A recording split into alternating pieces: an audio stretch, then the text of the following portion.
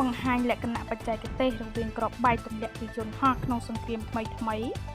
ជាមួយនឹងក្របបែកទម្លាក់ពីយន្តហោះក្នុងសម័យសង្គ្រាមអតីតកាលអាយុដំហេងរតនាអគ្គនាយកស៊ីម៉ាក់ CMAC បានឲ្យដឹងនារុស្ស៊ីថ្ងៃទី29ខែកញ្ញានេះថា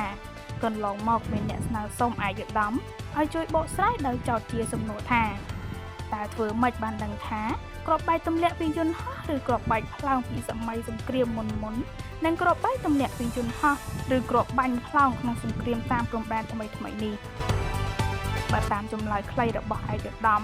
បើផ្អែកតាមលក្ខណៈបច្ចេកទេសមានចំណុចវិភាគសំណាក់ជាច្រើនដែលខ្ញុំសូមមិនធ្វើការបកស្រាយលម្អិតក្នុងវេទិកានេះទេនិងសូមលើកយកចំណុចសង្ខេបខ្លីមកបញ្ជាក់ជូនជ្រាបថាក្របបែកទម្លាក់ពីយន្តហោះក្តីឬក្របកាំភ្លើងធំក្តីសុទ្ធតែមានលេខកូដសម្គាល់ខែឆ្នាំផលិតឬប្រទេសក្រុមហ៊ុនផលិតបន្ថែមលើនេះសម្រាប់កម្ពុជារាជរដ្ឋាភិបាលបានពង្រឹងសមត្ថភាពអង្គភាព CMAC ក្នុងការធ្វើការសិក្សាជ្រាវជ្រាវព័ត៌មាននិងរៀបចំទិន្នន័យការទម្លាក់ក្របបែកក្នុងសម័យសង្គ្រាមអតីតកាលបានយ៉ាងច្បាស់លាស់ដោយមានកំណត់ត្រាព័ត៌មានពាក់ព័ន្ធនឹងការទម្លាក់ក្របបែកពីយន្តហោះដូចជាការបរិច្ឆេទប្រភេទយន្តហោះ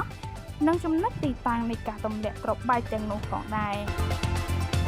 ប្រកាសដោយខាងលើជាលក្ខណៈបច្ចេកទេសគ្មានការយល់ច្រឡំគ្នារវាងក្របបែកទម្លាក់ពីយន្តហោះក្នុងសង្គ្រាមថ្មីនេះជាមួយនឹងក្របបែកទម្លាក់ពីយន្តហោះក្នុងសម័យសង្គ្រាមអតីតកាលឡើយ